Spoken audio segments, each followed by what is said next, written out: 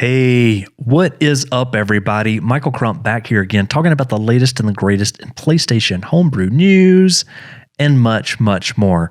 So today I wanted to address the number of questions that I get over Twitter and Discord and a couple of other places asking me, Michael, I'm on this firmware on a PlayStation 4 or a PlayStation 5, and I want to be able to jailbreak my device. What is your recommendation for me? So in this video, I'm going to take every single firmware for the PlayStation 4 and the PlayStation 5, and I'm going to discuss what, at least in my opinion, is the absolute best solution for you in order to get your console jailbroken. So with that being said, let's just jump straight into it. Okay, so taking a look at the PlayStation 4 first, and again, if you are looking for the PlayStation 5 section, you can use the chapter markers below just to skip ahead to that. So starting with the PlayStation 4, I'm going to start at the very early firmwares, which is just this X.X. So what I mean here is 1.x, 2.x, 3.x, 4.x. If you have a PlayStation 4 on those firmwares, you really have a couple of options. Number one is that they are very valuable to collectors. So if you have one of those very early versions, you could potentially sell that to somebody maybe on eBay in order to gain a very significant profit from it. There's a lot of collectors that wants PlayStation 4s on those very early firmwares where they can kind of look back at the operating system and how things were working at that time. Now, if you have one, and again, the goal here is to get a jailbreak out of it, your best bet would be to update it to 5.05, which brings us into the next point here. So if you are on 5.05, obviously you want to stay exactly where you are. That is, at least in my opinion, the gold firmware for the PlayStation 4. And the reason that I say that is that exploit on that system is extremely stable. Most would say it may be even more stable than the 9.00 exploit that we currently all have right now. There's also other advantages to a 5.05. Obviously, you don't need to use any sort of USB stick like we have to on 9.00. And then even some of the things that we do on 9.00, such as buy these ESP devices like an ESP32, etc., in order to emulate that USB stick, you don't have to do any of that sort of thing on 5.00. You basically open up your browser and you're able to get an exploit that works pretty much 100% of the time, and your system is jailbroken. So it's extremely easy and efficient in order to get to a jailbreak. And I must say that there are firmware obviously higher than 5.05. While I don't have a lot of experience with that, at least I'm under the impression that anything in the 5.x is still the golden firmware. And so next up is 6.x. So this one is very difficult for me to give some advice on, and I'll tell you why. Number one is that with 6.x, you can also exploit the system without using any sort of USB stick, etc. Now, there's a couple of things to keep in mind with that 6.x. It's definitely not as stable, and for the most part, I've had a lot of problems running backported games on a 6.72 machine that I had.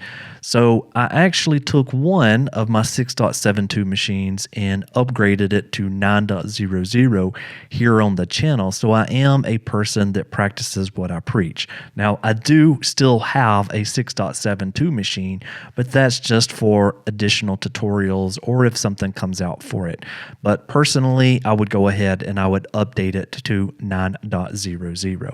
Now, if you really don't want to use a USB stick or any of these ESP devices, you can obviously stay on 6.x and use the WebKit exploit that's currently there, but I just don't believe that it's as stable as 9.00 or 5.05. And then I'll do 7 and 8 altogether here. So if you're on PS4 7.x or 8.x, my advice hands down is to go ahead and to upgrade to 9.00. It's a no-brainer, mainly because the exploits that we have on both of those 7.x and 8.x is definitely not as stable. So I would at this point go ahead and update those to 9.00. And then again, if you are at 9.00, well, then you already have the jailbreak. And then the question that I get asked all the time is for 9.03, 9.04, and 9.x in general. So the first thing that I would say is that if you're really bound and determined to hold on to it, don't update it any further. It doesn't matter what comes out, what new game is out there that you're excited about. Just don't update it any further. Just hold on. Now, you may be holding for a while. If we look back, December of 2021 is when we got the 9.00 jailbreak. So it's been quite a few months that's happened since then.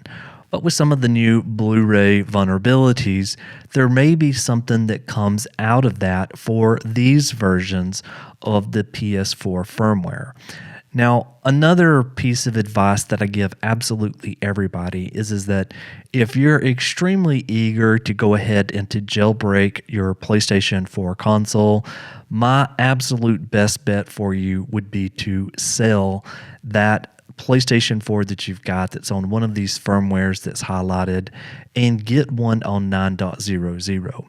And the reason that I'm saying that right now is that I'm finding it's becoming more and more rare for me to find one of those 9.00 systems out in the wild. I do believe that as the months pass by and more folks are just casually updating simply because they're not even aware of these jailbreaks, that there isn't going to be a wide pool of PlayStation 4s on 9.00. So I would personally sell that device and I would get one on 9.00. And then if you've got a PlayStation 4 on 10.x, get rid of it immediately. Looking at when the firmware was released, was sitting here on September the 7th, pretty much everything has been patched, and it will probably be years before you see any sort of exploit for it. So if it's on 10.x, I would get rid of it immediately. And then for the PlayStation 5, so again, we'll start at the very bottom here with 1.x. So if you are very lucky enough to have a PlayStation 5 on 1.x or 2.x, then you should absolutely stay exactly where you are. Now, I said this for the PlayStation 4 firmwares that was on those 1, 2, 3, or 4, and I'll say that right here for a 1.x or a 2.x. Those firmwares can be potentially valuable in the future for not only just folks that might want to jailbreak, but also for collectors that want a PlayStation 5 on some of those very early firmwares. So my recommendation would be absolutely stay where you're at. It doesn't matter if you see some of the cool stuff that's happening on Twitter. There is absolutely no reason whatsoever, in my opinion, that you should be upgrading to any of the versions 3.x or 4.x at this point in time. Chances are there may be a vulnerability that comes out that affects even some of these lower firmware versions that's even more advanced than what we currently have right now. And again, you may be very tempted to go to 3.0 to try out some of the cool stuff that you've seen on Twitter. And my advice is to not do that. There isn't a lot that we can do right now outside of a little bit of app customization. So stay where you are. And then if you are on 3.x on the PlayStation 5, keep in mind that just right now we have a partial jailbreak, meaning we can do a little bit of app customization, but we can't do things like run homebrew applications like PS4 Explorer, like we did on the PlayStation 4. We also can't run retail game disc, like we also can do on the PlayStation 4. So it's very limited in the fact of what we have right now. Now, one of the things that I will say is that I do do believe, at least with the partial jailbreak, it has seemed that version 3.20 has a bit of better support, meaning that there is really just a bunch more users that's on 3.20.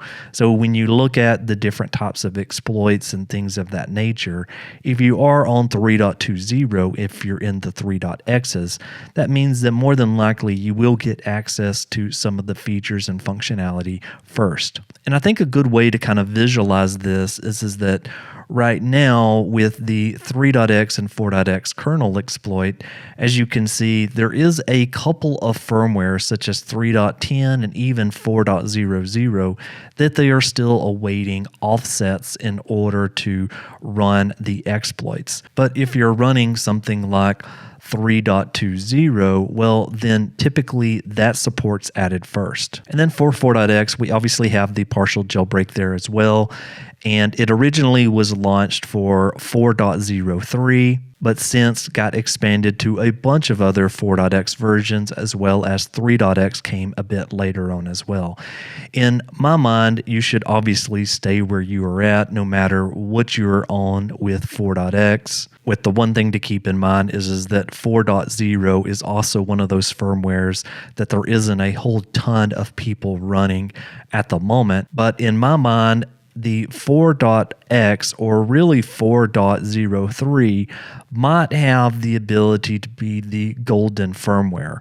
And I think a lot of this stems because Sony actually shipped PlayStation 5s on 4.03.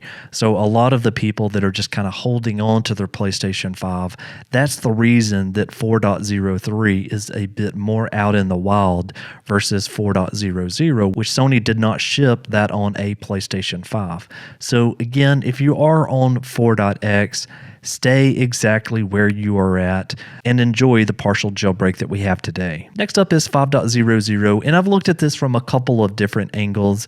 I still believe to this day that if you are on 5.00, don't update any further, but also I believe that there is still potentially a high possibility that an exploit will come to this at some point in the future. And then if you're on 5.02 or 5.10, I would also kind of just wait there. So I would not update either one of those any further.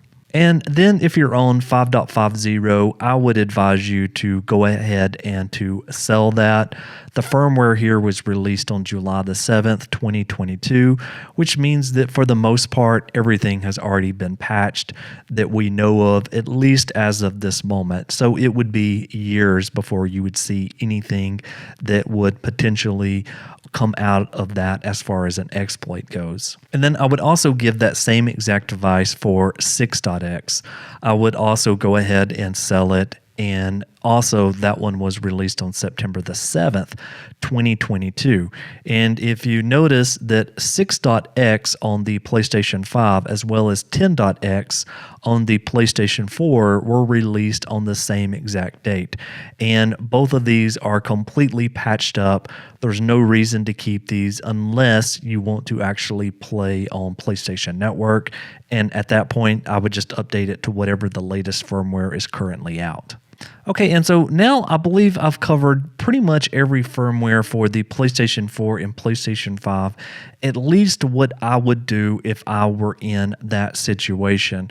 So I hope this video helped. Don't forget to like the video and subscribe to my channel. I would also really appreciate it if you share this video with others. With that being said, Michael